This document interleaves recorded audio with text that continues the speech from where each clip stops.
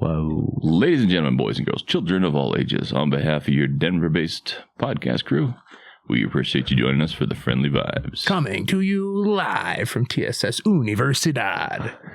Cheers, brother. Thanks for being here today. Dude, thanks for fucking having me. This is amazing. John Henry in studio talking about how he nuked his first 140 episodes of his pod. And I'm like, what are you doing that for?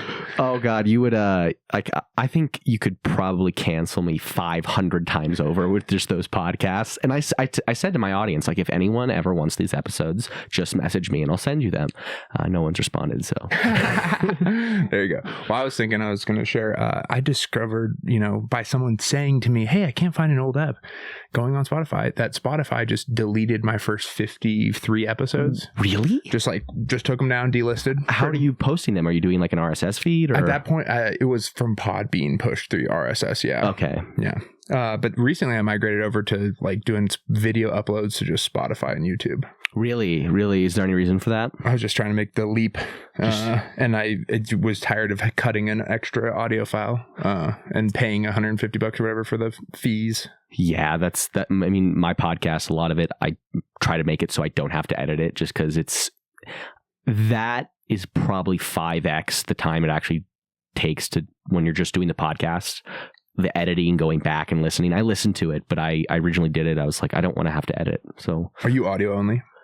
I do have video, but it's kind of like it's just from a webcam, so it's there and the room works. But it's I've kind of done a stair-step approach with podcasts where I'm like, I want to just get better at doing this, and then production can grow with me. Yep. I think sometimes people jump into a podcast and they're like, I want everything to be perfect and look sexy from the beginning, and what is fundamental to a podcast is just this, talking. And if you can't do that, like that's a skill you can develop by just talking with whoever's on, even if it's crappy. And then you can develop the other things as you go, but just keep doing that. I mean, that's why I had those 140 episodes.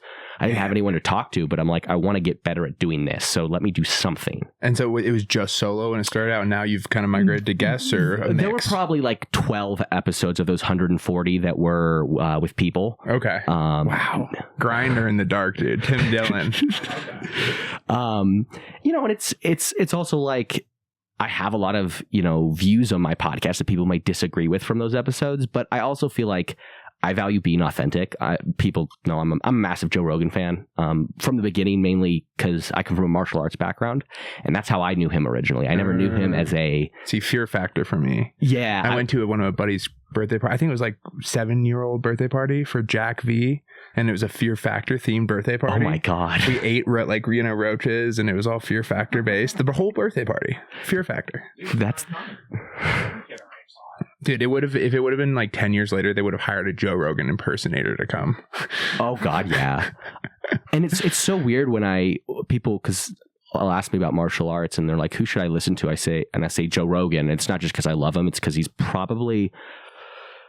He's got to have talked to more people that are mastery level at it than anyone else on earth. Not only that, like Joe Rogan has his black belt in Brazilian jiu-jitsu, gi and no gi. He is a world-class kickboxer. He was going out for the Olympic Taekwondo team when he was young. Like this, he is a world-class level martial artist. I mean, he taught Georges St. Pierre, one of the greatest fighters of all time, how to do a spinning back kick.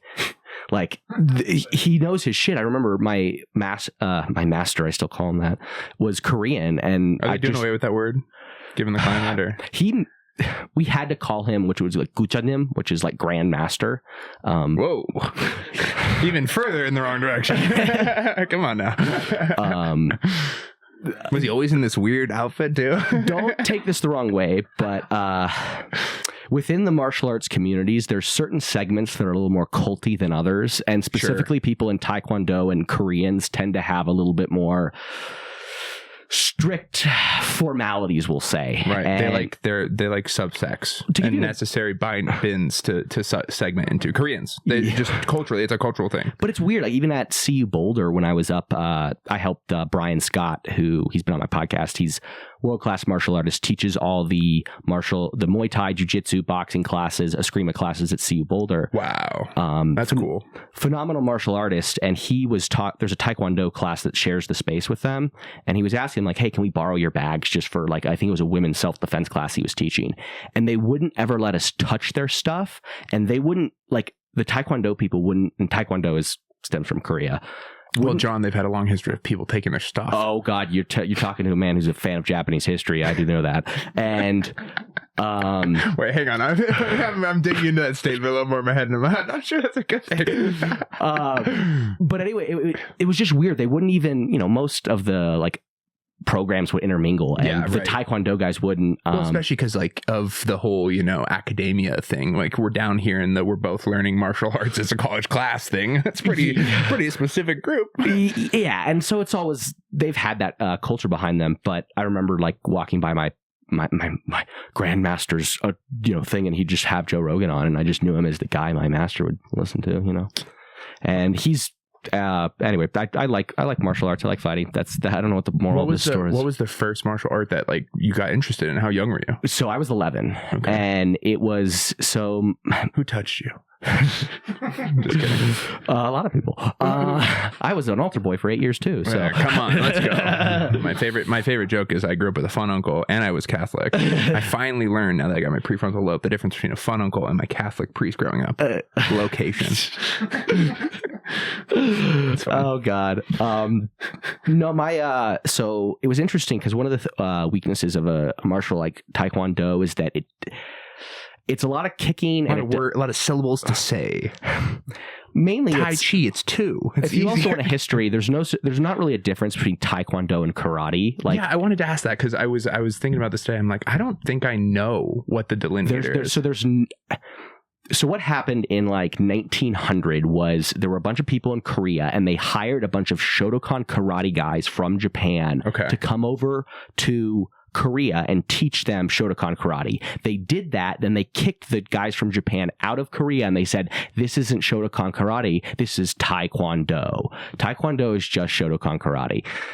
So it's what the Chinese do with American products now.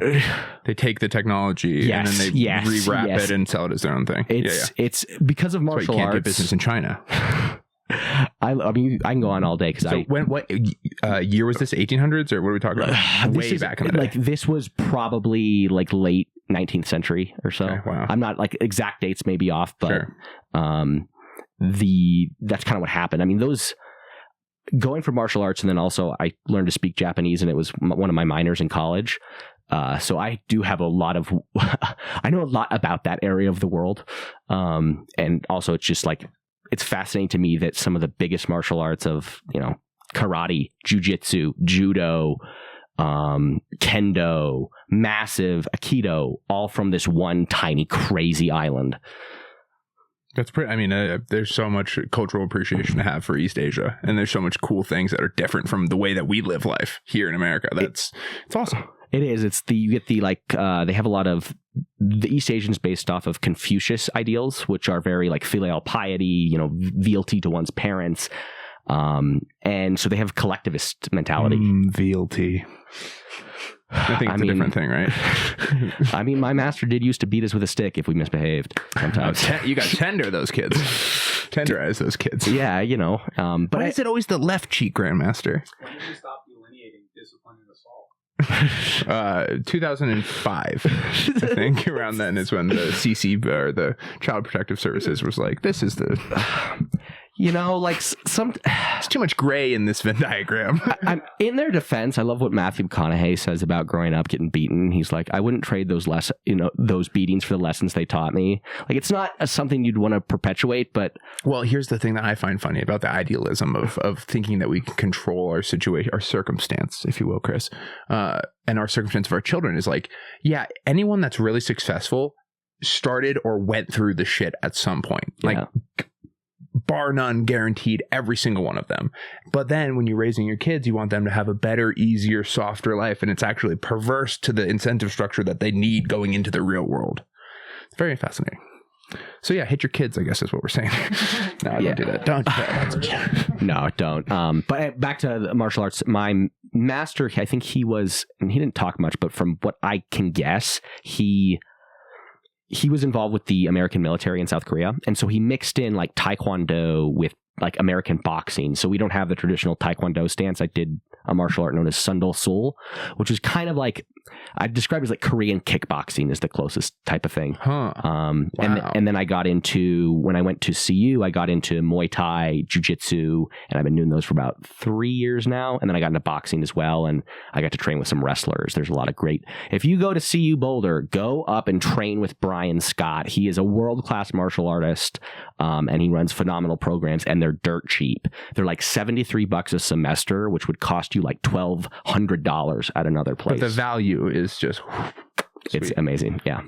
Not cheap like McDonald's cheap, folks. No. The price. I mean, have you seen what some jiu-jitsu classes are like $300 a month? It's crazy. No, I haven't seen, John. I don't have disposable income. I cook chicken wings for my guests in my home. That's what I spend more than my I do money on my podcast. I offer coffee and tea, and then maybe part of a donut I finished earlier. That's good for you. I mean, just trying to offer, I think being a good host is, something I've learned through doing the reps. I don't know if I was that way at the beginning, but it's a weird skill. I say it's kind of like stand-up, where you'll go on stage and you'll just be better, and you really don't know how you got better. You just got to keep doing it. Like staged, I notice comedy, with some skills, it's kind of linear, their development. Like I do this and then I get this much better. With stand-up, it's like, well, I did this and then I sucked and then I was better and then I was terrible and then I was awesome, then I was great again, and then I kind of stagnated and then I went up again.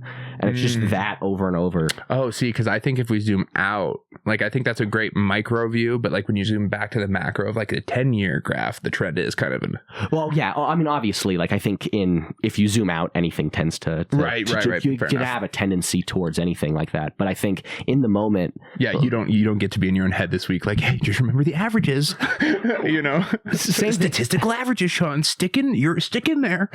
I mean, going back into like you said, when you're trying to figure out how to do a podcast, you have to. How much time am I going to invest in the backside of things of editing and stuff, and how much am I going to try to just do it? Because you have to find that proportion. And it depends on what you want. If you can spend all your time trying to market your podcast, but then you have shitty conversations, it doesn't mean anything. Bingo. Yeah, true. I mean, also, it's one of those things where it's like, if you have a bunch of followers, you start a podcast, you don't have to be good at conversations, and people might still listen. Exactly. So exactly. Like, hey, bro, if I had some tits, I would pull them out. Let me tell you, John, I would get some viewership. Oh yeah, God. You might say, Sean, you do have tits. You pull them out. John, we're still early in the episode for that. Don't tempt me. So trains.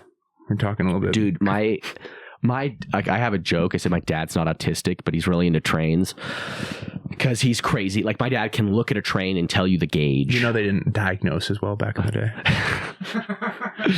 just putting it out there. Just a feeler. My dad could still be both. will take my mom to the middle of butt fucking nowhere, New Mexico, and go on a 6-hour like train ride. Whoa. And she said, I've done that like 3 times. If I do that again before I die, I'm leaving you. Yeah, okay. Eventually it reaches ahead. But my dad will travel the entire United States, go to every state, and never leave the train station. Really? Yes, it's an obsession that he has that is fascinating because it's interesting to learn, but it's also. Does he have sets and models? He did, and then he had kids who didn't like trains, and now he doesn't. And, you bastards. He used to have a room downstairs in my grandfather's house because he shares this with his dad, his obsession, and you'd like have to duck under and then you'd come up and it would be like these massive mountains with these trains in between. You're like, Jesus Christ. Yeah, that's like a Hallmark movie type shit. Yeah. What was the train that you had for a while? You had a model train. I had an O-scale. So it's O-scale. a lot bigger, and like you can get the designs and the details in the actual model. Oh, really? Better, but what he's talking about, which is whether O or OH scale, I'm not sure, but that's where you get like all the models and you can make live scenes because they're relatively smaller, like the trains themselves. Okay. You can create. Yeah, you create your kingdom. Like, so like actual, This guy spent some time at Caboose Hobbies. Yeah. No, man, like that, it's cool. I wish I had the money and the time to put it into building stuff like that. Awesome. I've come to respect it more, especially understanding like the history of the United States and the steam engine and what it actually allowed us to do. And like that's how I said my family's been in Colorado since like 1900. That's how we came out here, was on the train. And it was it allowed us to the West, especially, which was people. There's a great book that talks about like how empires and the world has developed based on geography. And if you've ever looked at the West has massive rocky mountains and then just miles of desert. And then the most fertile farmland in the entire world on the other side of that desert. Exactly. But in the, like, if you ever read the like the history of the Transcontinental Railroad, I'm not super familiar with it, but from what I understand, it's like Game of Thrones. It's like mob bosses trying to develop this horrific like thing around the West, and then there's Indians they're killing too, and that's like, okay, whatever. And went both ways.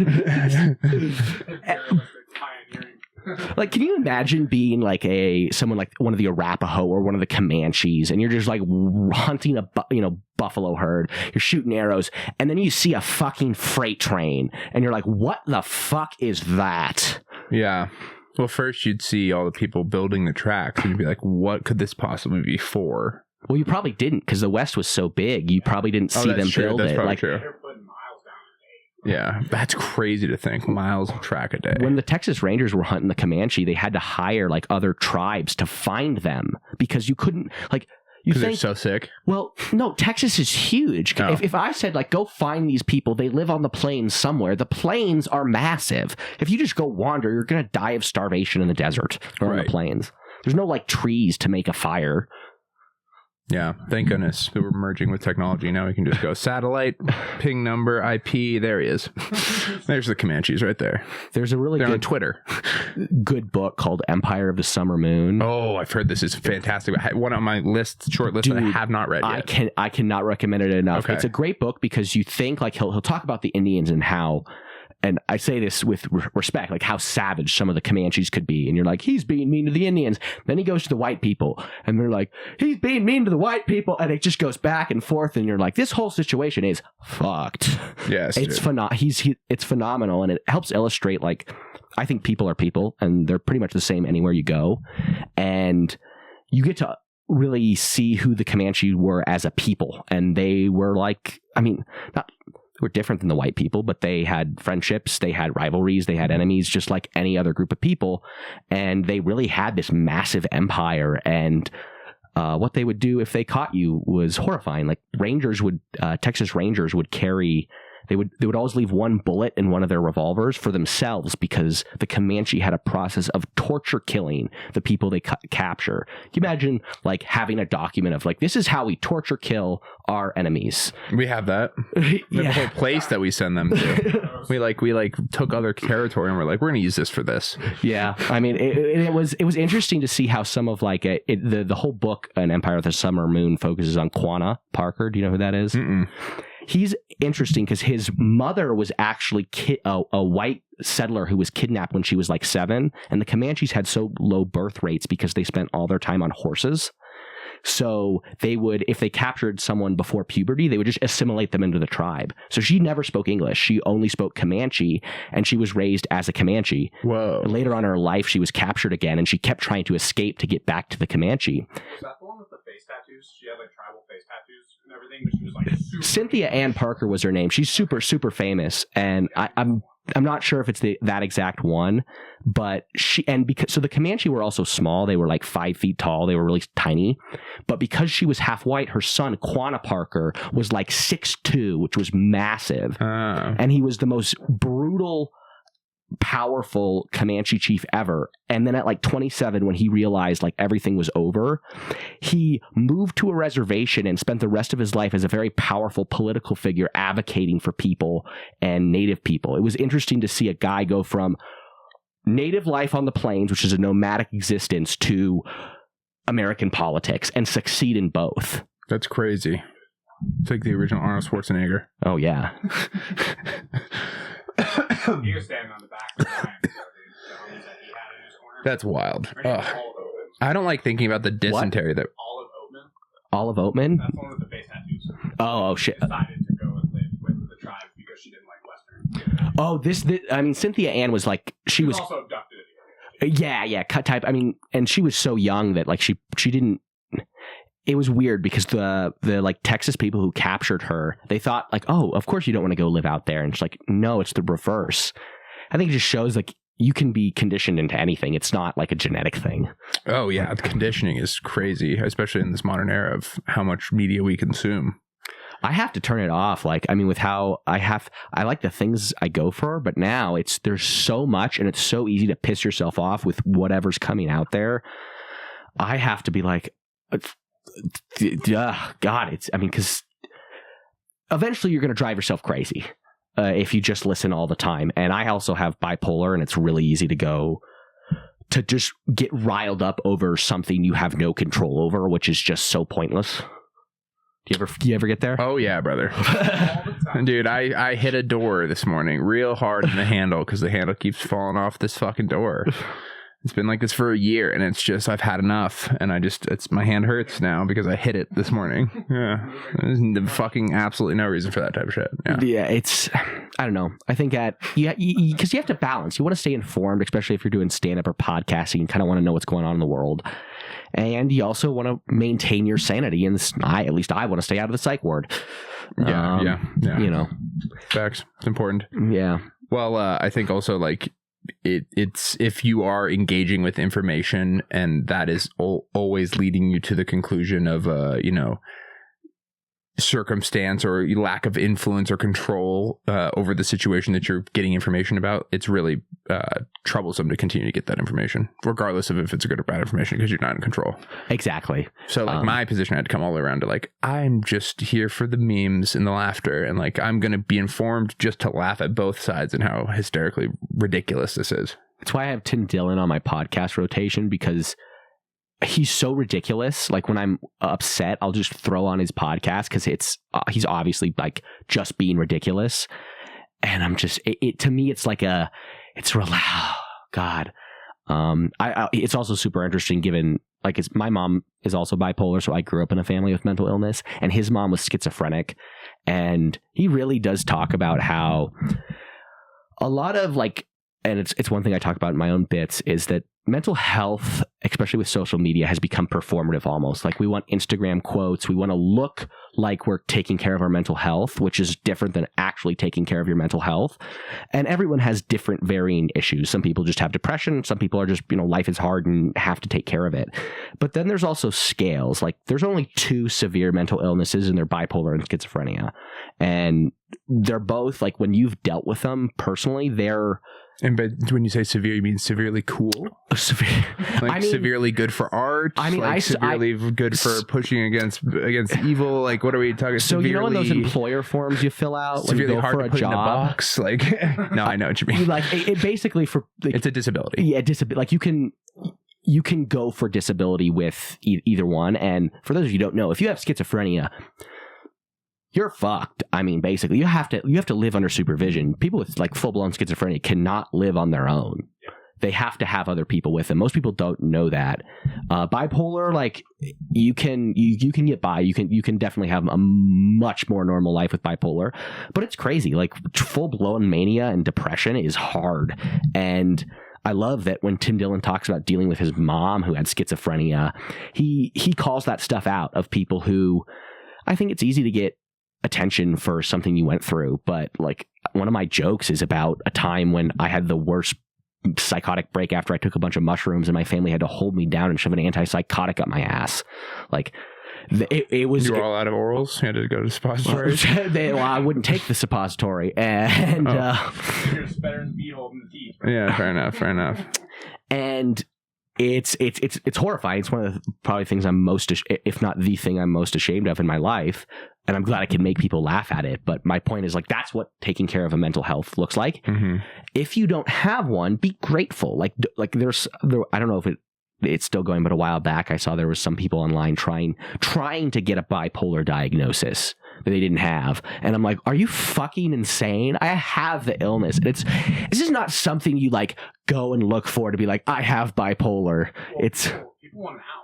Like people want an excuse to act in a certain specific way, shape, or form, and a lot of times we're relying back on mental illness. It's about accountability. Yeah. People don't want to take accountability for their actions, so they look for a ripcord. It really fucks up people in your circumstance too that like actually deal with it, because then it like one desensitizes other people to the realities of the problem, and two, I'm with you there, dude. If you have or have ever experienced those issues, 100% you'd be like, get me away from this. Like, you would not want it. Exactly. And I do sympathize with people who... I disagree, actually. As an artist, I want it. No, seriously. I want to be bipolar because I'm a better artist for it. I'd rather be this than a fucking cog, dude. Every single time. I'll take this over cog brain. Every single time. So that's the beautiful curse fallacy. Yeah. And is that what it's actually called? Yeah, it's one of the terminologies. Oh, I like that because I know what you're talking about, and that's it basically is like there's benefits to this, and I'm willing to see like the negativity, but a lot of times those benefits can also be like mentally, not like just what you're perceiving. It may not actually be real. I mean, it depends. It really depends. Well, I mean, two things. Comment section, you can fight this out down there. One, I think oftentimes people are looking for. I noticed with a lot of I've had people. Sorry, that arm is fucked. That this middle thing kind of like snapped or something, so it's like just sneaking up. I apologize. Okay, I will. No, that's why it keeps creeping up on you, is because this middle thing. I just need to buy a new one. No worries. I'm impoverished, John. Dude, you should see. I have the same handles I've had for like 3 years, and.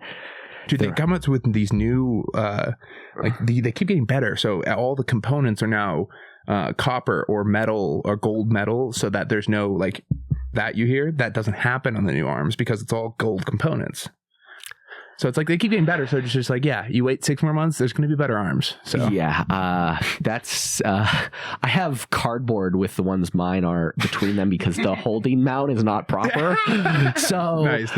You gotta take what you get. Yeah. But back to mental illness, just because I do see this a lot. Like I had someone who an old friend who had like a legitimate mental illness, but they kept looking for a diagnosis. A lot of people look for a diagnosis to put a name on their problems, which I can relate to. But often what happens is, especially with bipolar, because it's a defined mental illness, I know friends of mine who has said, I went to my doctor, they think I might be bipolar. And I'm like, aren't you on SSRIs? And they're like, yes. And I'm like, then you're not bipolar, because SSRIs specifically don't work on people with bipolar, because so basically. Yeah, but doctors commonly like put people in depression buckets. Like that's the first cause all, right? It works with people with major depressive disorder or depression. But if you have bipolar, one of the reasons it has treatment resistant depression is because if you increase dopamine or serotonin in people with bipolar's brains, you skyrocket the chance of mania.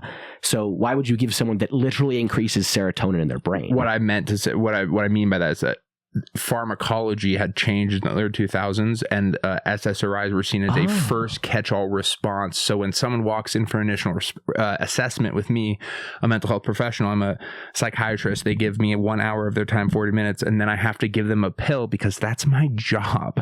Oh, yeah. I'm going to firstly, not going to start them on lithium. I'm going to start them on an SSRI because it's easier for me to back up my depression diagnosis, blah, blah, blah, blah, blah. So it's a systematic built-in thing. It's not I don't think it's the doctor's fault or necessarily, but it's just something that easily, I went into they tried to get me on something for help when I was 10 or something, right?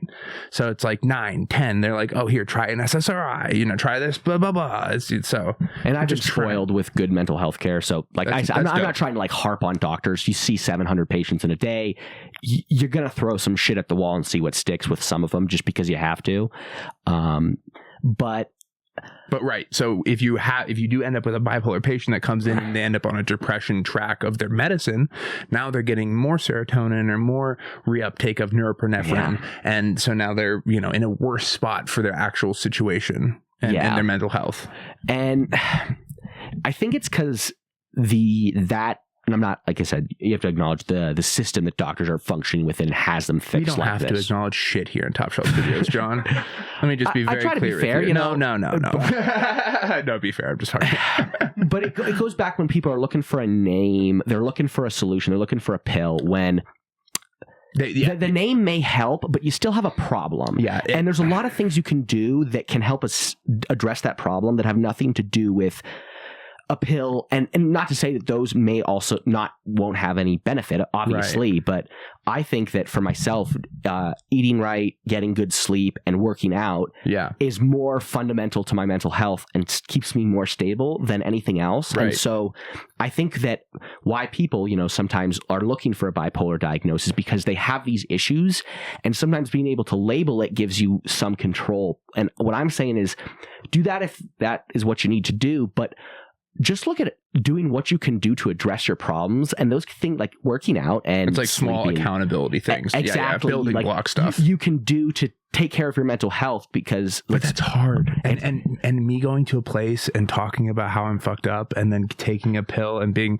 oh well, I put it off to the side now. It's not my problem. It's this. And then it's so much easier. But do you want to hear a fun story? So growing up, I was very lucky because my mom has 10 siblings, and whoa, where's she from? Joliet, Illinois. Yeah, sounds about right.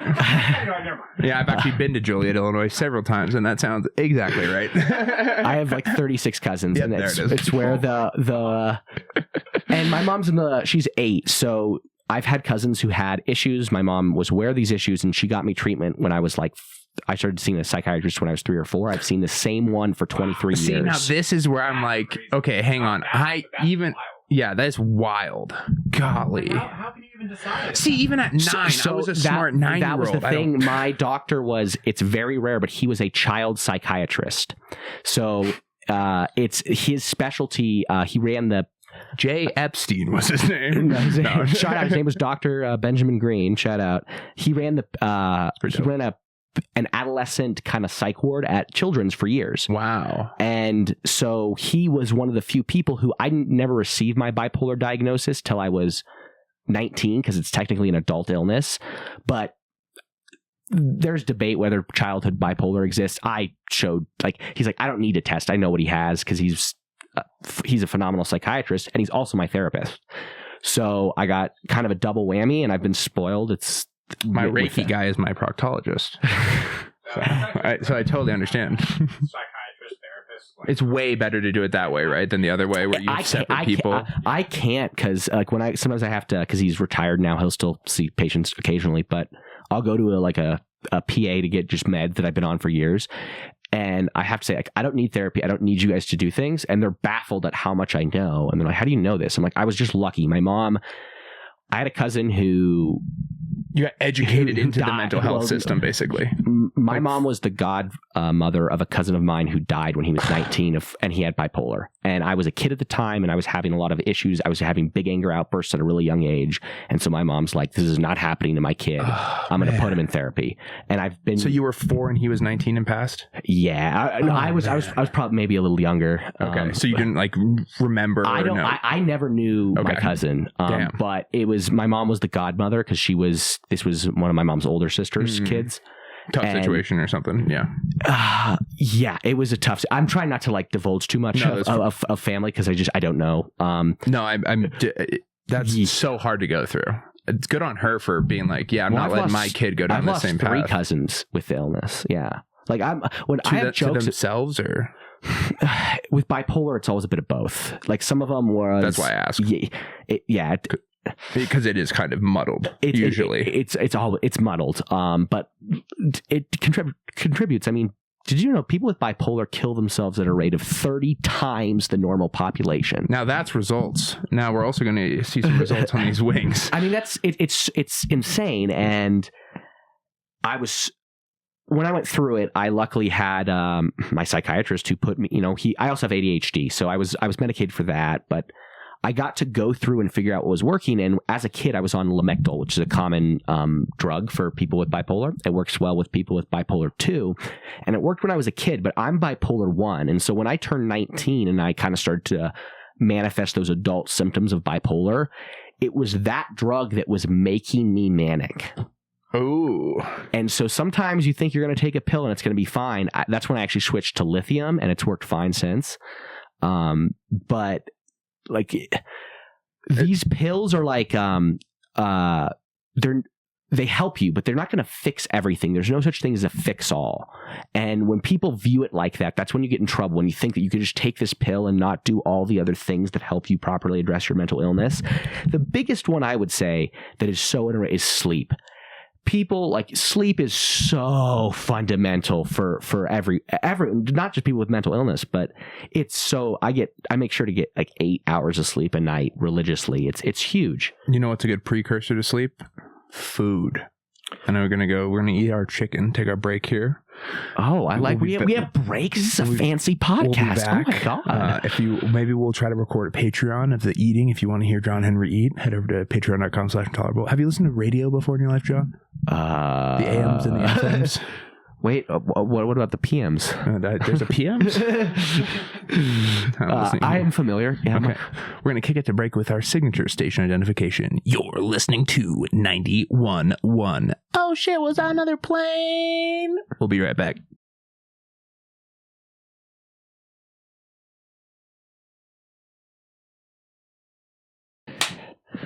We're back. We're live. It's the After Hours show. John, I'm going to talk over you because this is my intro time. How are the swings? I love how this mic keeps going up. It's kind of like the height meter I felt when growing up. It just keeps going further away, and I don't keep growing. Yeah, you got to be this tall to ride, now this tall to ride, now this tall to ride. I know I'm 5'7" and 3/16 because I kept on marking it on the wall and measuring it, and it never went higher. 5'7" and 3/16. All right. Yeah. Remember that so I don't have to react later. It's also why, like, when I see guys, a guy who You're says, seeing guys, bro. Whenever a guy says he's 6 foot, I'm like, you're 5'10" or 4'11", because like any guy who is 5'10" or 4'11". Hang on, 5'10" or 5'11". I misspoke there. I was gonna say, wow, that's a big. He added a foot to his height. Because if you're 5'10" or you're 5'11", you're gonna say you're 6 foot. You're not going to say you're 5'11". Push the mic just a little bit away from you. You sound better. They're perfect. Okay, cool. Yeah, I'm 6 foot. If Chet Tilley was like, I'm 6 foot, yeah. Yeah, dude, it's one of the reasons I learned how to fight. I was just didn't want my little brother, who's way taller than me, to get the upper hand, so I learned how to kick legs, and then we're all 5'7". How much younger is he? 3 years. So I have a sister. That's enough that you need to really be able to kick his butt, right? As a brother. I don't have any brothers, but I would assume that. Do you have sisters? I have a younger sister. Oh, wow. I have an older sister, 3 years older, younger brother, 3 years younger. And I'm very close to both. Nice. Fought with both of them, physically, both. Yeah. My sister's the bossiest person I've ever met. Love you, Jenny. Nice. But yeah. Well, that probably means she's a boss woman in the world then. Oh, she is. She runs the Insight Global site, Salt Lake office. Nice. Yeah. She's the type of person who will believe in your dreams before you do. Oh, those are great people to have in your life. But then you have to remind her that it's your dream, because she will try to take over. Takes the wheel. Yeah, you get a little inception-y. Yeah. Injecting someone else. Do I know this place? You have a sister, so I'm so glad I had a sister, and because she taught me how women work in a lot of ways. Like, I feel bad for guys who don't have like a model to try to understand women in like a context where there's not like the stakes of sexual tension and shit, where you can be like, there's always the stakes of sexual tension, John. Come on. It's why I'm friends with a bunch of lesbians, dude. It's I don't know. Having a sister is an important thing. I had a really smart mom and sister growing up, so I have a lot of respect for women and them specifically and how good they are and smart they are to the world and people. So I think that set a good framework for me. Yeah, wasn't out looking for, I had my crazy phases or whatnot, but they were short lived. And as soon as you gave him credit cards, bro, man, I had no chance. No, dude, come on. when was it? 74? We know the year. 76. We've looked this up before. You know that? 1976 is when women were able to get credit cards. What? Look it up. Just double check this. Yeah, well, yeah. 1976? You know that? You're not even going to look it up. Jointly file with a married man. So, like, if you weren't married... That's insane. That's crazy. My mom was 15 then.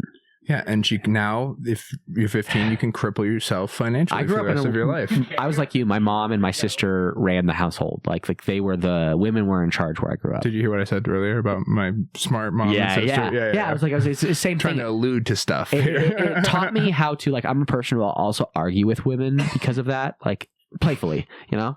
Like, I had to learn how to tell my sister to fuck off sometimes, because there's video of her when I'm like I'm like 3 months old, and she's just dragging me by the arm up the stairs like a doll. How much older is she again? 3 years. 3 years. A little under 3. Yeah, like gotcha. 2.5 actually. And there's like another where I'm in the baby cradle, and she's like pushing me so high that my eyes as a baby just go, whoa. She'd be patting me like, nice baby. Nice. Yeah, so it's a loving family growing up. Oh God, yeah. It's one thing where, especially in stand-up, where often people come from broken families. I think it was a comic who said we have a game where we time how long it is until John Henry brings up someone from his family. Because I have a great extended family. I have a great immediate family, and I know they're fun. Like my siblings are my friends, and that was super important because I would have been a nightmare without siblings. My mom says the world is going to thank me that I gave John siblings, because if he didn't, he would have been King John and no one would like him. Okay, I can totally see what she's My mom is very honest. She said the only thing easy about raising me was my delivery. I mean, good on you for being an easy delivery. That's a tough thing to pull off. 1, 2, 3 pushes, and you were out. The rest was a nightmare. Were you a small baby, or? Yeah, I wasn't huge. I was like almost 7 pounds, so I wasn't like anything. Yeah. Yeah, not tiny. We had a home pop out the womb at 12 pounds, 8 ounces. What? Oh, my sister just had her first kid in December, and 12 pounds. Whoa. 12. My 2-month-old niece is not even 10. Yeah. 12 pounds. For us fellows who don't have a vagina to push a baby out of, 12 pounds is like pushing it. It's like pushing a exercise ball out of your body. Yeah. There's a reason women used to die. Did you ever see like it was a joke? I mean, childbirth deaths were a problem. I'm saying. Did you ever see House of Dragons? Did you ever see House of? No. It was in that, especially in that first season, they had scenes of childbirth and what they were actually like for women back then, like dying. Thank goodness that we're being educated by Amazon Prime and a Game of Thrones based extension show about the miracle of childbirth and women's troubles, because that's the appropriate time to really get the message across to the masses. That's when people are most receptive to that message. No, I think. Just gash getting. Yeah, what do you mean? What do you in terms of their positive representation of the birthing process?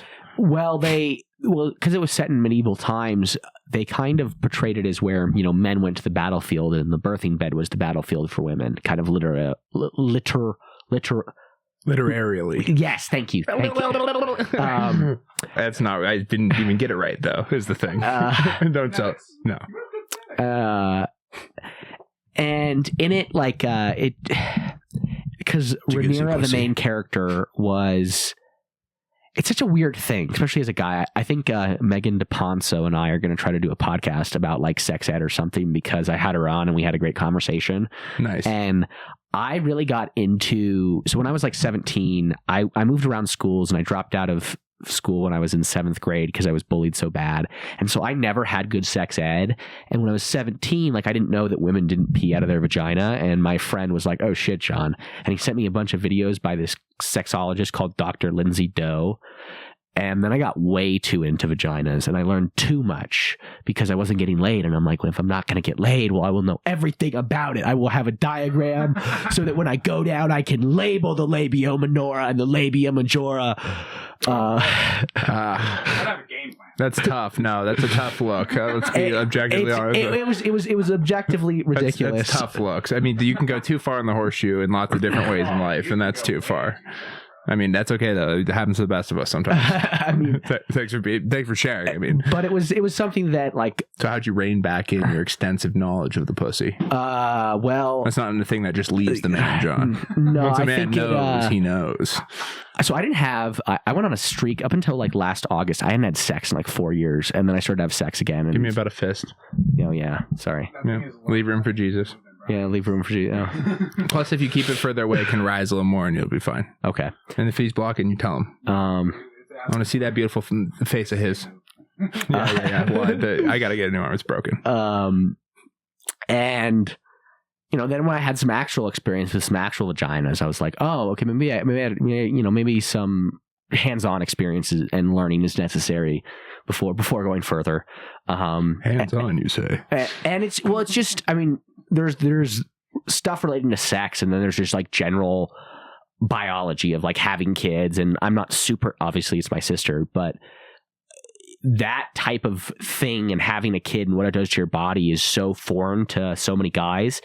And I don't know. I'm thankful my mom would tell me growing up, like, I can't jump, I can't run or dance too fast. I'm like, why, Mom? And she would explain to me, like, how do you feel about my grandmother who had 11 kids? I bet the 11th was a little easier than the first. Is all I'm No, saying. it was not. There's my uncle Bill was like a, God, what was he? Was he like a 9.5 pound baby? And it was, after that many, 11 kids is way too many I think kids. you install like a side door at that point, kind of like a C-section thing that you can kind of like reopen, if you're like... Kids, the oldest kids are parenting the young. Like, it becomes a family thing. Yeah, but that's the problem, is that like the younger ones never got the, sorry, I gotta have some restraint from the microphone because it gets intense.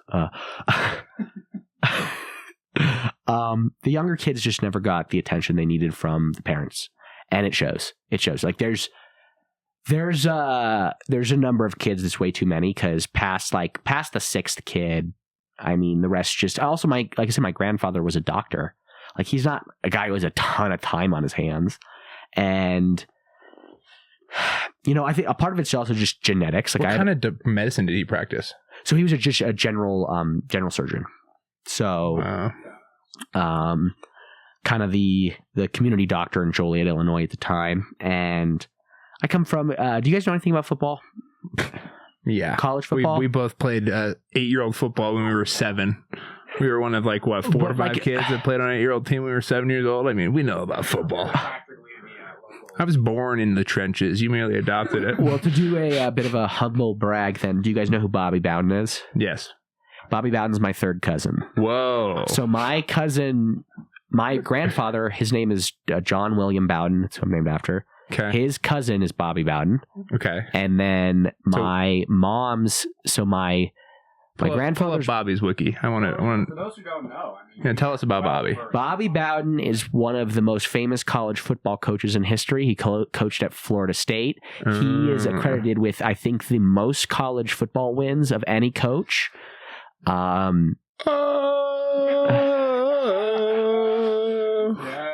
And do you guys know the movie Black Hawk Down, or the book? Oh yeah. My cousin wrote that too, Mark Bowden. Damn, dude. Yeah, you're a military history guy. Crazy. Damn, dude. So you can be an industry plant someday? No, it's just the Bowdens come from Birmingham, the South, and they have a history of beating their kids if they don't get good grades. And Results, dude. Baptists, they had a result. Dude, I bet our friend knows Bobby Bowden. Bobby Bowden's dead. He died. Yeah. But he died in 21, but he was born in Birmingham, Alabama. And so, he's kind of college football I royalty. Almost guarantee. Yeah. Yeah, for sure. Homies. So the branch worked where my great grandfather Lloyd Bowden moved from Birmingham to Chicago, and then he had John, my grandfather, and then my great uncle Richard, who had He go Mark. by Dick at the time? Yes. Fuck yeah. Dick Bowden had Dick Bowden. Man, is that Dick Bowden? and That's a great name for his day. What year did he get born, you think? My great grandfather Lloyd was probably born in. No, you're Dick Bowden. I'm saying Dick Bowden. Dick Bowden was my grandfather was born in 1924. So that's dude. What a name for that time. Yeah. Yeah. He had 8 kids. Yeah, he did, dude. So if you think my mom having 11 kids is crazy, so my mom has 10 siblings, but my grandmother, she was one of 8, and then my grandfather's brother had 8 siblings. So if I go to second and third cousins, I literally have hundreds. My cousin, I have a cousin, and Chris, it's always about the compounds and the self-sustaining individual living with this guy. I apologize. Part of it's just fertility. Like, my cousin Joe had 5 kids in 7 years. Happily, very happily. Do people do that happily? Hang on, can I push back? Yeah. That many kids? That many years? I hope happily? I hope Joe doesn't get mad at this, but he came up to me at one of our cousin's weddings. He comes up to me and my younger brother, and he goes, "Watch your swimmers, boys. I had 5 kids in 7 years. Bowden men are fertile men." Nice. Okay. And fair enough, dude. Good for you then, I guess. So when you do find that woman out there in the world. Well, it's also one thing that, so if I have bipolar, as we talked about earlier, and if I have a kid, that kid has a third likelihood of having bipolar. So I'm like crazy about, like, it's my nightmare of having a kid outside of a stable relationship, because that kid is, if you have a kid with bipolar, you need to have a proper setting to have that kid raised, because that's investment, and it's something you don't want to do in a single parent situation. Facts, dude. Unless you have a compound out in the woods, I guess. Unless you go up to rural Washington, Idaho area, you know. Well, really hang out for a while. Don't run into any people that are offering to buy things from you, though. And because I'm ranting about... Yeah, no sawing stuff. Because I've been ranting about my family so much, I do want to point out that my cousin Jacob, Jacob Rademacher's his name. He has a new film called, I don't know, you kind of like Miller. He did a film years ago called Brothers at War. Okay. And it was kind of a documentary about what it was actually like to be stationed in some areas in Iraq. And so basically my cousin Jacob, he always wanted to go to the military, but due to some medical conditions, he couldn't. And so his 2 younger brothers, my cousins Isaac and my cousin Joe, who I just mentioned, they both went to war. And so he got to do a documentary about seeing his brothers go off to war. And now he just released a film that came out called Brothers After War.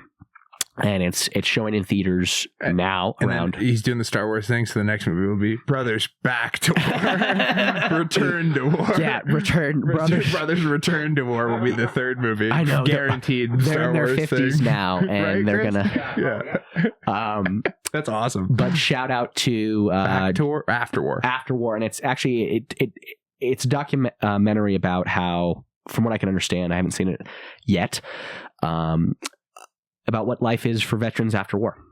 And a lot of the money has gone towards helping veterans adapt to life after war. And that's cool. It's a passion project of my cousin Jacob's, and I want to help promote it, because it's something that, especially talking about mental illness, vets, especially in the type of... I've never been in military culture, but I've been around a lot of guys with that in martial arts, and it's awesome. But when it comes to dealing with your mental illness, they don't always have the healthiest way of going about things. And it's important, especially a passion of mine is how... So men don't deal with mental illness the same way women do. It's why when you're in your relationship with your girl and she's like, "I want you to go to therapy," it doesn't always work the same way it works for her as it does for you. I have so many bad jokes for this, John. You're not going to like them. I was going to say men deal actually quite much more effectively if you look at the data with their mental health. They're solutions-based decision makers. They're fixers. And I mean, look at the data. I did the research in undergrad. My undergrad thesis was on happiness economics, so I intersectionally looked at all these different things. Oh, really? And yeah, really dug into it. And screens and how they were at the current time. We're kind of on the precipice of like, yeah, social media might not be as good for us as we think, and keeping up with the Joneses, and like we have all these people in our head that don't belong there, basically. Exactly. And Ted fan, like the Boston-based bear movie. No, like the guy that sent mailbox. Oh. But I guess just getting back to what I was saying a little bit is facts. When you have, so women who just personality wise tend to be a little bit more neurotic, a little more agreeable, talk therapy tends to work well with people like that. And that's why when you're talking to your girl and you present a solution, she gets mad because she's not exactly always looking for a solution. She's trying to explore the problem space. And because of that, and also often therapists are women, and often men don't feel comfortable divulging personal details to another woman, that talk therapy is not always as effective for men, because men often deal with their mental health with solutions, like you said, doing something. And yeah, exactly. Like what I'm alluding to here. And I said you wouldn't like the jokes, John. I told you before I did the jokes that you won't like them. Some people will love them, John, but you won't like them. I've liked the jokes so far. I don't know about you. I thought that was clever. But I think it's brave. It's certainly brave. I want to help develop. I don't know who said it, but someone recently I heard a comic say, like, it's maybe the only brave thing a man can do. Is what? Commit suicide. The only brave thing. Maybe the only brave. I think that maybe is doing a lot there. Did you ever see the old Carlin joke about how about suicide? It's like, well, women attempt suicide more, but men succeed more. So men are better at it. Yeah, that's what. Yeah. I guess I'm kind of ripping off Carlin with the premise of what I'm alluding to here.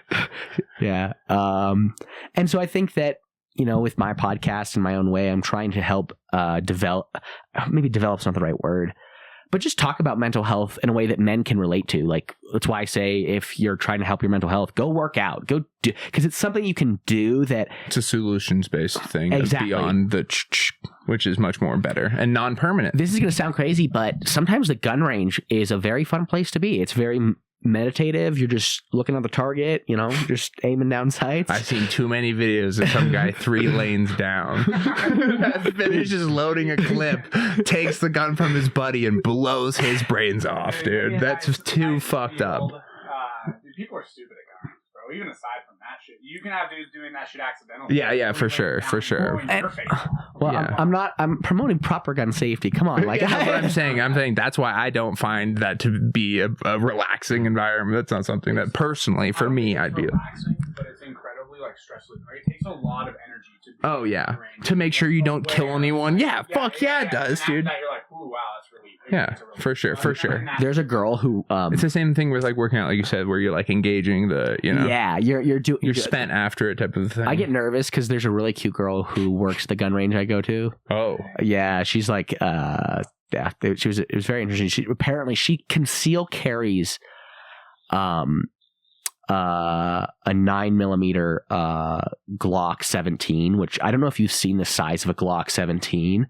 To conceal carry a and Glock. You're concealing what, a 4mm? Well, hey, it's bigger when it comes out, okay? Yeah, no, I'm just fucking around. No, that's a full size duty.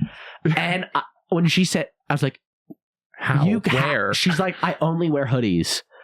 I was like, "Okay," and she says because mainly that's the gun she uses, that's the gun she shoots all the time for competition, so she's the most comfortable with it. Yeah. Yeah, have you ever thought about concealed carrying? Do you own firearms? You a firearm guy? I do. Nice. Hell yeah, good for you. 2A, big 2A guy over here. Yeah. Hell yeah. I got my concealed carry. Nice, dude. Good for you. I got it before they made it much harder to get in Colorado. Yeah. Now it's like very authoritarian. They can just decide if you have like a history that doesn't even necessarily like make you ineligible in the legal standpoint. If they feel that like, oh, like we have a lot of interactions with you, or like we had to like come to bars and you're often like one of the subjects that we have to talk to, stuff like that, they can just deny it permit, which is crazy because that's so outside. I was surprised. Yeah, dude, we've been living in China for a while and people haven't woken up yet. So at least in Colorado, not everywhere in the States. I was surprised I passed the federal background check for it. Did you lie? No. Because they're not supposed to give people. I've been in the mental hospital, but the big thing was when I was in there, like when I was in like ER moving to the mental hospital, I went voluntarily. Like I was there enough to say I'll go voluntarily. They didn't have to use a law to force me there. Yeah, that's the biggest thing. And so it was basically just a skirt of luck because they didn't have anything legally they could get me on without having to look in medical private records, which would be a big. Well, even then, the federal government's interesting with that because they're not supposed to be able to. 72-hour civil commitments that are involuntary, like an M1 hold in Colorado that exists. The federal government does not actually identify that or like by the legal terminology of a civil commitment because a civil commitment has to be done by an authoritative board. A court has to order that. Exactly. Some type of like. If there's no legal due process involved, even if it was involuntary, like it's still HIPAA protected. The federal government still does not consider that a civil commitment. Yeah, correct. That was kind of my thing I was suspecting was like because it wasn't like there wasn't a court or anything involved. Exactly. So you're fine. If I sign, I'm getting over like the end of a cold, so if I get a little snuffly, you need a tissue. But yeah, just very. I have some state and federal law. See if we got any fun new sound drops we can show the fans while you're Boner. Nose hair. Oh, those are niggas with the peas and mash. Thanks, Big Mike. We miss you. Come back. Come back to me. I ain't gonna lie, I'm an educated nigga. That's You can't say the N-word, but the soundboard can. I mean, Big Mike gave me full clearance. He knows those sounds are there. He's on board. I love Big Mike. I got my grandpa here too. Come sit down. How you doing, Grandpa? Is that actually your grandpa? Yeah, he's now passed. Come sit down. Love you, Grandpa. My dad's here. Really? Yeah, you are. Believe it or not. Trapped forever. That's so cool. Thanks, dude. Yeah. Hell yeah. Oh, this is my favorite one though. Full circle though, bunch of illegals. Talking about working at Tyson Chicken. Who was that? Nick Dean. Oh yeah. Legend. Shit. So after you get over this cold, are you going to have a warm? Come on, folks. He said he's bipolar. Come on. I'm actually super open about it. It's one of the things that like selfie. That's a selfie yam. It's the LeBron picture with D Wade, but I'm both the people. I get really mad at people with bipolar who get offended by jokes. Because then they make everyone think that someone with a mental illness gets offended by jokes, and I love when people joke about my mental illness. Like, honestly, I mean, I have to joke about my mental. I'm a rare person where I'm actually pretty secure with myself, but I use that through self-deprecation. Like, if you can't laugh at yourself, who's going to? I mean, that's how I'm still here, man. Oh yeah. If I couldn't laugh at my existence, dude, I would not still be here, brother. You gotta laugh. Yeah, you do. It's life is intolerable without laughter. My psychiatrist has done a lot of studies on people as they get older and who are the happiest older people. And oftentimes he's found that... I have a guess. Can I guess? Yes, go ahead. Germans in Argentina. That's actually... It's not right, but it's adjacent. It's actually Holocaust survivors. Oh, that's so funny.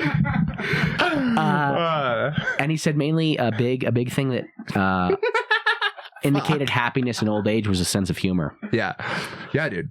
Which I was like, can you release the jokes from those Holocaust survivors? Dude, those open mics. Dude, can you believe those open mics? I'm sure you've read Man's Search for Meaning by Viktor Frankl. I'm sorry, a little slower. Have you read Man's Search for Meaning by Viktor Frankl? Great book. Great, and he talks about how even in the concentration camp, like, people had humor, and I think it's why when people have a hard life, they tend to be funny, because I use humor as a self-defense mechanism all the time growing up, because I went to it wasn't a Catholic school, but it was very much based in that model, very rigid, a lot of helicopter parents, and I did not fit in at all. I was often bullied, and I was just different. I've always been different, and I used humor as a way to like cope with things and get attention. And you're bombing clearly because you're getting bullied. Yeah, unfortunately, right? Yeah, well, sometimes, and sometimes. And I got bullied. I threw some shots. I took some shots because I was, the guy saying comments too. I was same type of thing. But I'm lucky enough to, I think, have been, large and in sports and had grown up with the same friends or whatever that maybe helped me not get as bullied as I would have gotten otherwise. How tall are you? Like 6'6" or something? Can you imagine if I had to go to Brighton High School? Like if I moved when my parents divorced and go to Brighton High School instead, I probably would have gotten fucking bullied. Brighton? Oh God, yeah. Yeah, dude. So, I mean, like, it's all perspective. And grass and sides of fences. How tall are you exactly? Lincoln Navigators driving down the highway at... What? I'm 6'9" if I stand up all the way straight. Like 6'8.5", 6'8". Dude, you are like a full foot and 2 inches taller than me. That is frustrating. Yeah, it's 3 standard D. Yeah, there's 99.98th percentile. Dude, it is... People aren't supposed to be this big, John. We were mentioning before about like dating apps, and that is something as a dating app where I put...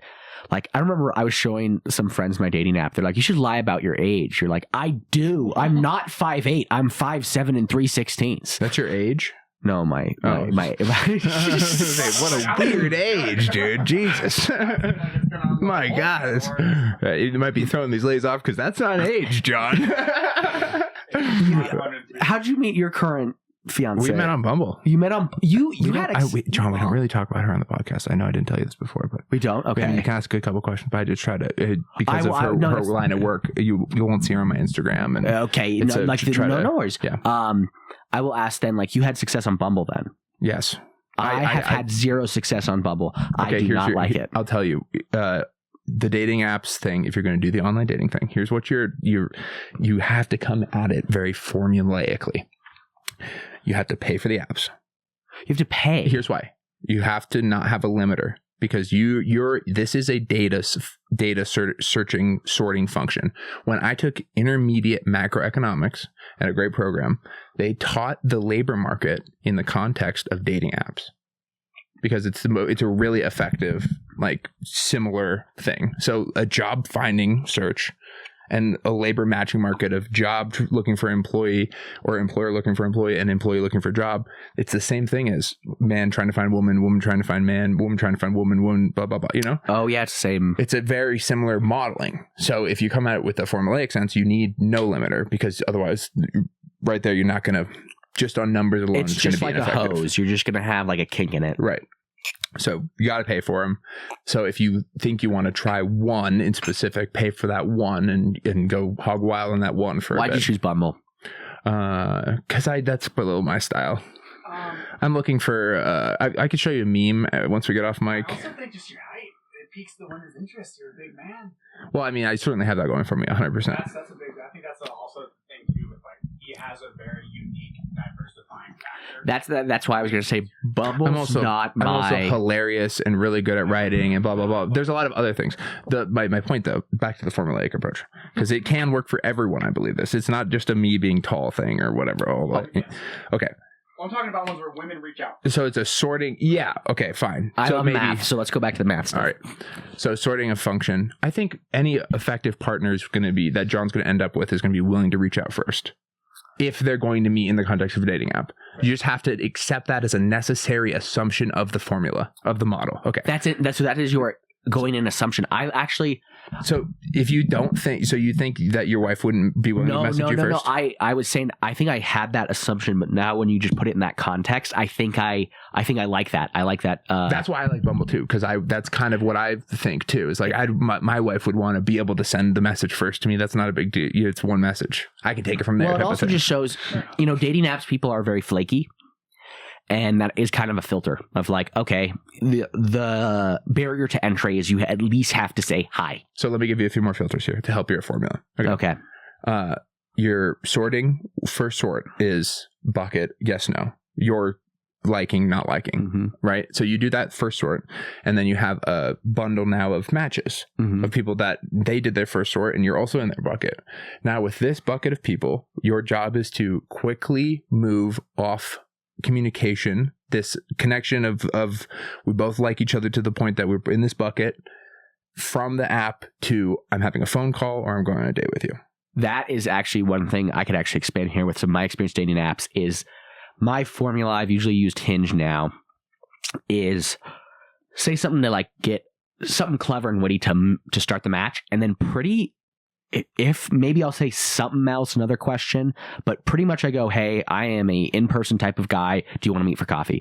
Because one, coffee's great because say you don't really know each other. And if you don't like each other, it's just coffee. So there's no big investment. People who do activities, because it's not a first date. Have you gotten any resistance to that? From some people? Like from women? No. Okay. I mean, they may not respond, but they're not like gross. Okay. Yeah. So, here's maybe one iteration that you might, if you go one step back from that first date, because I think that's a perfect context for how you're thinking about that first date. A zero date would be, hey, you're chatting, maybe a couple messages back and forth just to build a little rapport. And then you go, hey, do you want to chat on the phone sometime for, just like 10 minutes? Like maybe we can hear each other's voices and get to know each other, maybe talk about where we could go on a date. Because then you get to hear each other. You get to see if we have like a natural just chemistry over the phone. It's kind of like a mini podcast of like, hey, does this work? That's a hilariously young white male way to put it. But yes, it's kind of like a mini podcast. It was Chris. I saw a recent video from Chris Williamson talking about how marriage is just one fuck off long podcast. Sure. It's like, yeah, Totally. sure. Yeah. Love that. That is such I love this formulaic way of, because, I listen to a lot of people talk about dating and a lot of people have various advice, but I like this. Otherwise, you're fucking just going for luck and you're in the casino. Like, why aren't we going to the craps table, knowing the statistics, knowing that we play the don't pass bar, knowing that our odds are worst on the first roll, but as soon as we get past that first roll, we're playing the house odds and we're better off. And it's the best way to make money in the casino. Why aren't we doing that with dating? That's a good, because what I've been doing recently is, roulette, 36. You're putting $50 on 36. That's what you're doing. Or you're doing what I'm doing, where I'm on Hinge and I'm just going to the penny slots like every day for 3 years and hoping I'm going to win big. Right. Yeah. $5,000. Now it's $6,000 on this ticker. It's up here. And you're like, oh, I ran my eight matches. I'm done. I got to leave. Right. I'll be back here tomorrow. So I think it's like, I found myself, floating through life with a few relationships where I was like, this might not have been like me looking for my wife or whatever. And then it was like, okay, well, let's get a formula. Let's get a model. Yeah. Let's figure this out. And I think that, like you said, you have going for you, which is tall. But one thing I've noticed is, like, I'm not tall. Riz, bro. You're in the Riz. One, just have some decent pictures. Spend some time on your prompts. Like, just put a little bit of effort into your profile. There you go. Do you have some decent pictures of yourself, right? I got some decent pictures. I should probably do some more. Like, if you go through I love going through seeing girls' phones and seeing like all the pictures of people they have. And if you go through my phones, it's just pictures of mountains and just landscapes and weed plants. Do you have like your headshots on there? I do. The thing is, my headshots were done from like a year and a half ago, and I had different glasses. Like, I just got these glasses the other day, so I need to get some new ones. The frames make a big difference. Oh yeah, I actually had it was Cesare in the scene was like, you should get some frames that fit your face better, and she helped me pick these out. So nice, good for her. Yeah. Hey. Listen, gotta love a strong, proud black woman helping out the on my dating profile. Doesn't look good enough. Thank you. We really do. We need it. We need more of it in this world. Honey, something's wrong. I put on my dating profile, I am coachable. Coachable is a great word to put in the dating profile, because this is like, and then if you put with my tongue in parentheses, even better. Come on, John. There you go. You can take that tag. I had that's my big thing of I don't know what to do. So help me. Tell me what you want me to do. Let's communicate. Yeah, but you gotta hang on. Let me give you a tip here. You can that can be true that you don't know what you want to do or what to do, but you need to approach the other thing. Okay. When we're approaching the second point there, you need to pretend that you're an IRS agent trying to just blindly rob a single mother of 4 that works 3 jobs, and that she underreported her cash tips this last year, and you're going to get those $850 that you're due. Right? You will not be stopped. You will not be perturbed. Nothing will stand in your way from ruining this woman's ability to pay rent in April. That needs to be your perspective. That is beautiful. That should be a poem. You gotta pay your rent. Sorry, honey. Microtransactions. Well, because I was gonna say that, like, when I'm not like the most experienced person sexually, but I have that like coachable attitude, but in sex, it's not like, hey, tell me what to do. It's like not the most attractive thing to say in the middle of sex, of like, teach me what to do right then. They're not really like in that moment right there wanting to be like, yeah, but okay, you're a comic. There's this thing, right? When you're doing comedy, and your best sets are when you are feeling what the crowd's giving you, but the crowd doesn't get to see behind your wall. Does that make sense? Mm-hmm. Like, they don't know if you fucked up a word in the joke, because you did it with confidence and you move right to the next thing, and they're loving it. Mm-hmm. Right? Okay. It's the same thing in the bedroom, John. You are listening and feeling out responses to know how we're doing, to know where we're headed. Can we go a little, they like the dirty, let me go a little harder into the racial material or whatever, right? Well, not in the bedroom, but don't extend the metaphor all the way, folks. When I go extension metaphors, you go into the metaphor and then you go back into the reality, okay? Thank you. God, thought experiments. No, but I mean, you just like, you're feeling it out. You're kind of like, that's a good way to put it. They give you enough feedback that you don't need to be like, I don't know what I'm doing up here, Like, you don't tell them that. You're a pro, bro. Step on that stage like you're fucking Dave Chappelle. That's a good way to put it. I like that. That's much better. That's much better than what I've been doing. Well, I don't know. I'm just trying to help. I want you to. This is where we're going to discover all the facets of what women think and believe. I will also tell you this. Amongst three white men in a garage. I'm gifted to have gotten enough feedback or asked enough questions to learn a thing or two, so that when I did meet someone decent, I could be a good person, I think, and a good lover. Told by this, but who knows? One chick I hooked up with, I was good at eating her out because I made her come for the first time when I met her. John, and I felt good about that. I don't have a lot of good sex stories. Really great story, John. I don't want to tell it here. It's more of a Patreon story. No one's going to listen this deep into this episode, John. So I'm going to tell it. If we were an hour and 15 minutes in, I wouldn't do it. There was this African American girl I hooked up with, and she was beautiful, tall. Played basketball, and I was the first non-POC that this girl had been with. Wow. And she told me that she had never, fucked a white boy. No, never come from the mouth stuff. And I was like, all right, let's see what we can do here. and then results, because I'm a solutions-based guy. Formulaic approach to everything. And then iteration. Did you tell her about your model? No, and then I was like, thought about it more. I was kind of laughing to myself in bed. It's like, that's kind of a dub for like white boys everywhere, right? Like, I thought black dudes, that's like their thing, right? They're like known for like when we were young, right? Like late 90s, early 2000s, that was like the black dudes thing. Like they owned that. It's like ultimate frisbee and white guys. That was our it's our thing or whatever.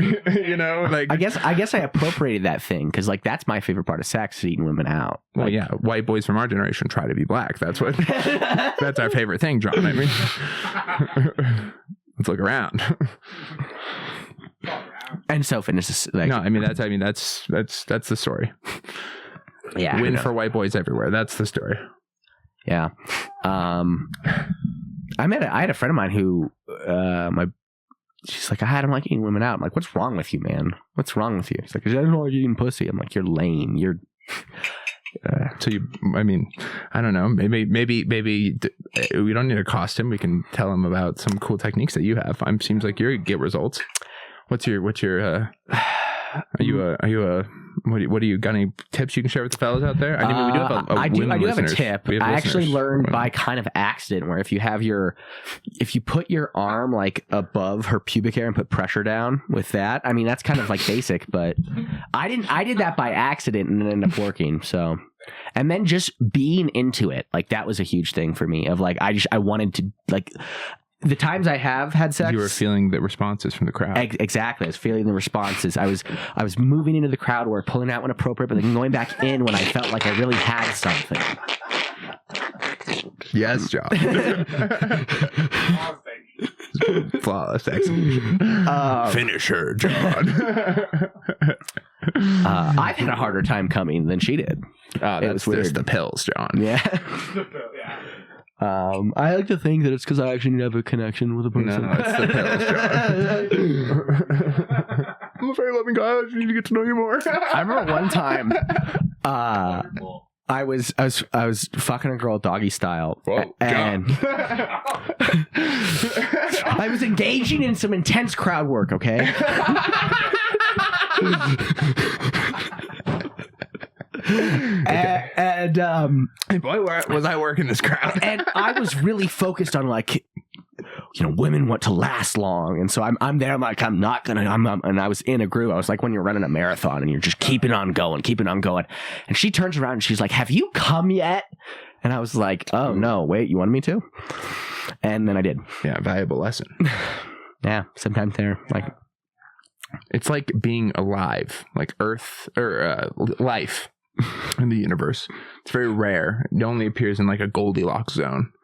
So you need to like kind of approach it with, man, this crowd can get tired if I, this crowd will get really tired of my shit if I keep this. I can't stay on stage for 3 hours, right? These people need to get home to their families. Depends on the crowd. Do the crowd have families? Yeah. Does the crowds that you do crowd work with have families, John? That's a great question, Chris. Sips tea, sips brew. Fair enough, John. No, do you have it's interesting what type of girl I really got into. I don't know if it was because I was just around Asians as a kid, but I've always had a thing for Asian chicks. I was gonna bring it back to I had a question earlier. Like, do you like anime, like hentai, like? Not anymore. Not anymore. That was an early John phase. How early did we discover that in life? 16 or so. Yeah, and then we stopped as soon as they gave me the internet. When did we stop? Probably 22, 23. No, probably it just kind of like faded, you know. Yeah, just went its own way. Any shouts out you want to give? The animated ladies out there. It's sweet pillows. Yeah.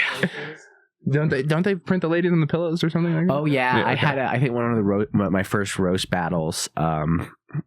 Jared Chandler told me I looked like I had an anime body pillow. And I said I gave it to my friend because I did.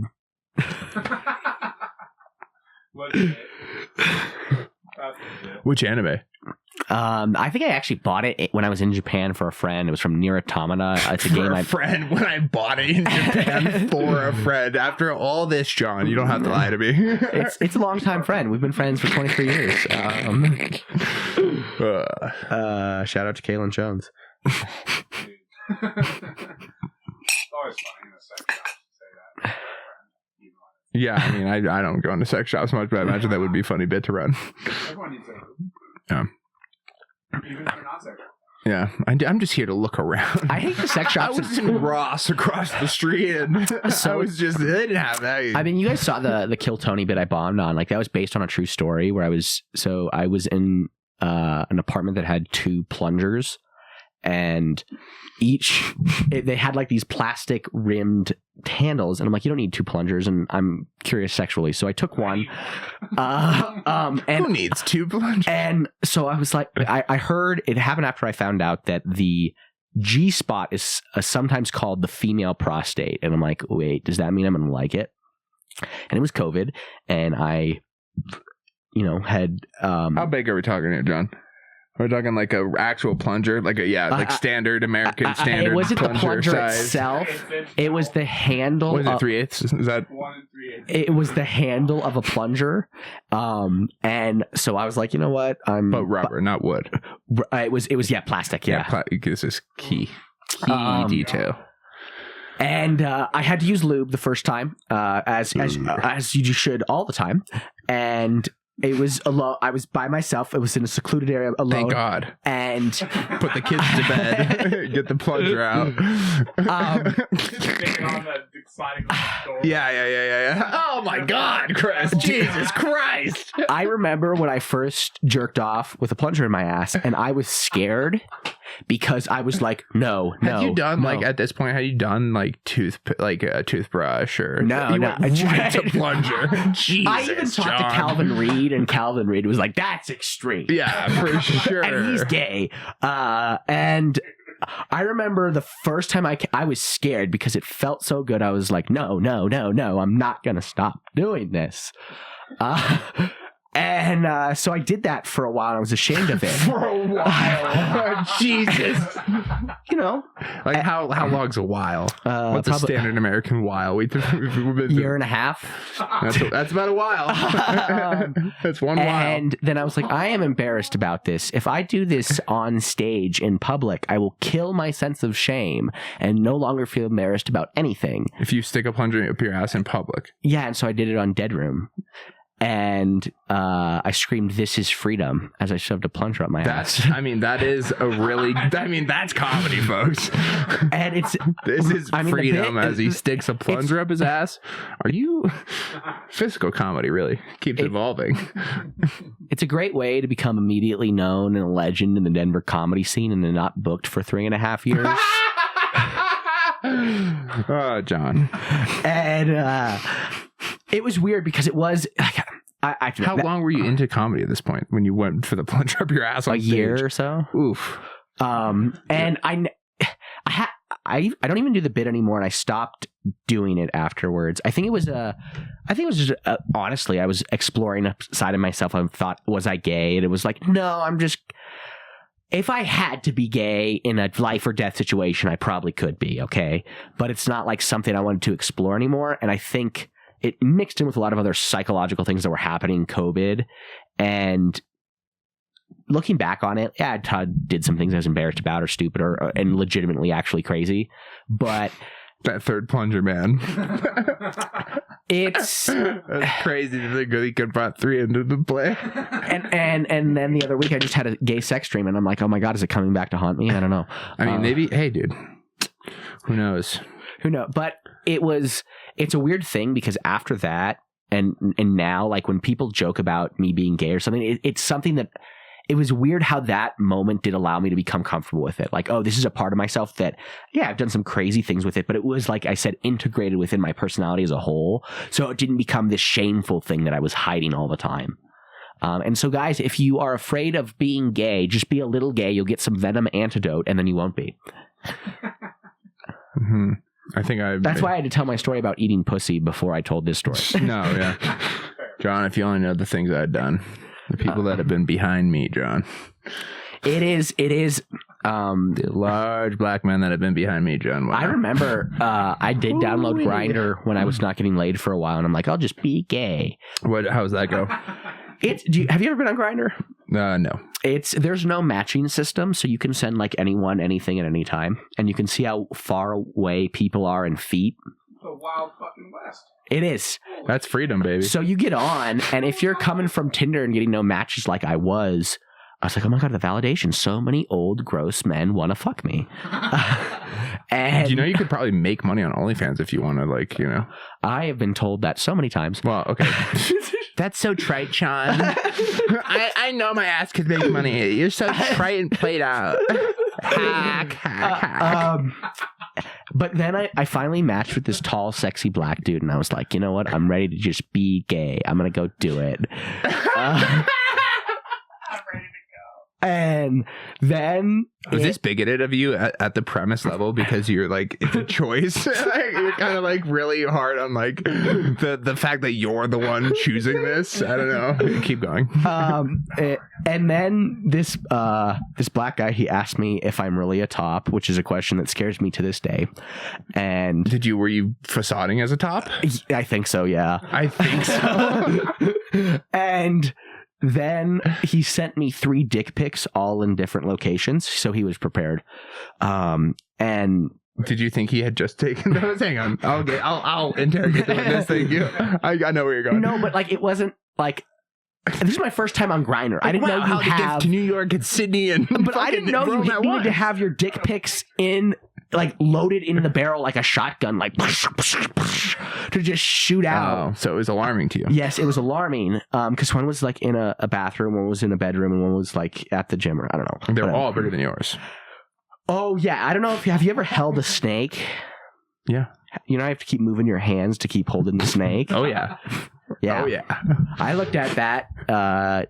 One look at that and I was like, yeah, I'm not gay. Yeah, no way. I didn't think there were dicks that big.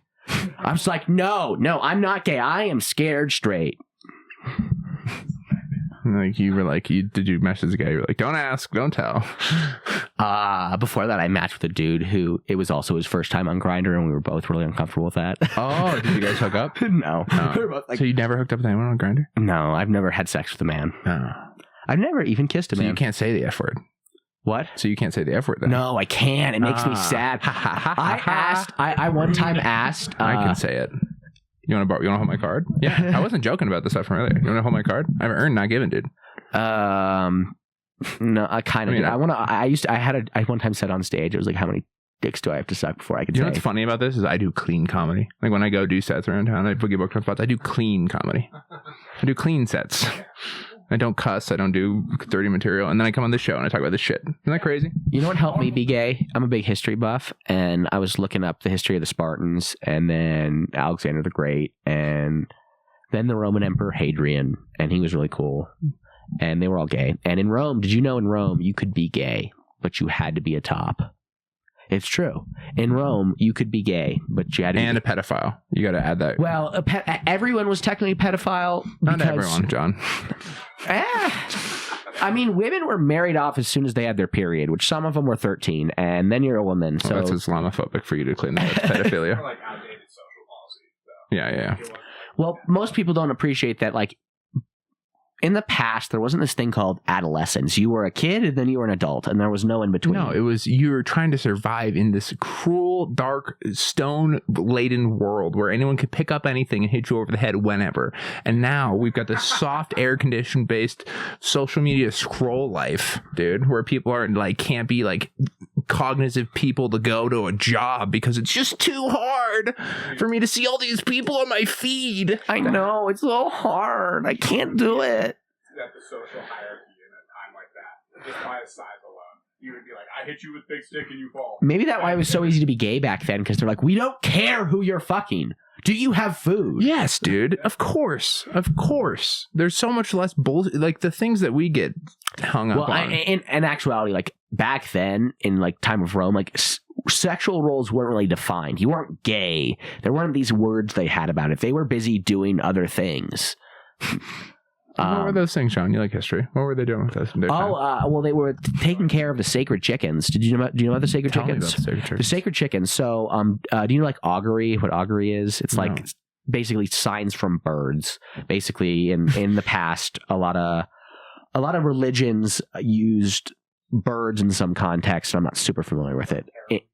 Yeah, like you'd see like a bird fly away from, this specific chapel, and that's like a sign from God. I was gonna be like, this is like modern astrology girls. Yeah, exactly. Oh, it gets better than this. So before the Romans would go into battle, the general of Rome, who has this army of like 40,000 badass Romans, would have to bring in the priest. Sore ass Romans. Remember that?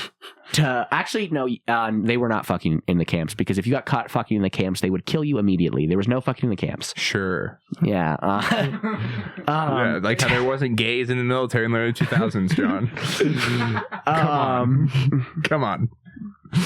And anyway, this Roman general would have to bring before him the sacred chickens, and he would have to offer the sacred chickens some food, and if they ate, it was a good offering, and it would be a good omen.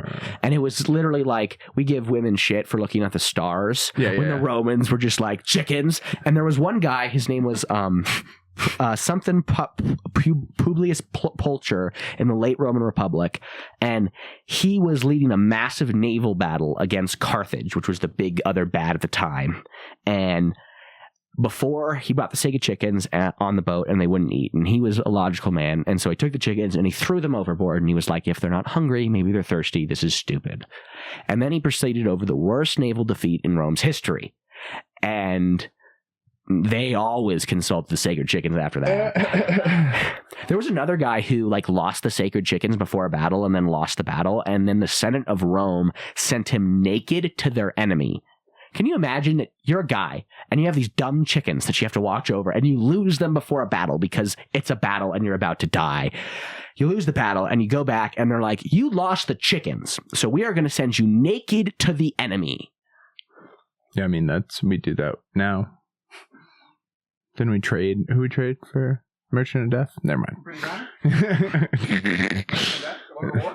I mean, yeah, we do prisoner swaps in weird ways. You don't hear about them, read about them on the news, but it happens. I don't get when people say Roman history is not interesting. Dude, there's so many interesting things in history that a joke I have I've done a lot recently is I only think about the Roman Empire twice a week, because I spend the other 5 days thinking about the Roman Republic. Nice. I bet the ladies love that one. Oh, they love it so much. They get mad. John, have you heard of England? I have heard of England. Why? I don't want to hold you up past our time here. England's got this silly little thing. Those are niggas with the peas and mash. Yeah, England. Thanks, Big Mike. They got this silly little thing over there they do called knighting. You heard of this? Seen this? Yeah. Well, here at Top Shelf Studios, after a long form conversation, I am pleased to be doing the hiding. Because all my life, people have been What are you going to do? Rip off one of my fingernails or something? Yeah, that's what that sounds like, right?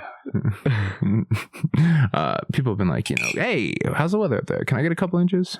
So I've come to learn now that my brain's fully developed. They say that we're just driving these vehicles, these meat suits that we wake up in every day. It's like, oh, we're judging each other on these meat suits more than almost anything else. And it's very silly to me. So after a long form conversation, I'm just overjoyed to give you a heart height. How tall do you stand physically? 5'7" and what was it? 3/16. 3/16. There it is. All right.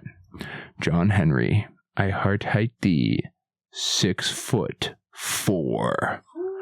Dude, I hope that should be large, but not too large to require procedure. You seem like you've already got some health complications. So I wouldn't want to throw one more thing your way. This has been a blast, man. This is so much fun. This is awesome. You really got a thing going here. Thank you, brother. I appreciate you being on. You were absolutely a terrific guest. So where can the people check you out? You can check my podcast, Mania and Melancholy. I am John Henry Wilson with underscores in between the John and the Henry and the Wilson. And I will be hosting March 20th. I am hosting Long Table in Denver, Colorado, near Martin Luther King Boulevard and Martin Luther King Drive Boulevard and Colorado Boulevard. I was going to say, if you're hosting a show at Martin Luther King Boulevard and Martin Luther King Drive, good luck, John. Long Table Brewing. I'll be hosting there. And yeah, check me out. Yeah, dude. Go see John. He's going to be hosting a show, folks. Monthly show. What is it? It is just Long Table Brewing. Is it like every third? Every month. So every third week. This month it's on the 20th of March. And you going to do a 420 show? Maybe we will. That's my first one. I'll be doing all on my own. I took this over from Josh Beaver, so we're figuring it out. Oh yeah, dude. Hell yeah. Right on. Well, thanks for being here. Go follow him. Don't forget to like and subscribe. Thanks for listening. If you made it this far, you are a trooper. Fuck off.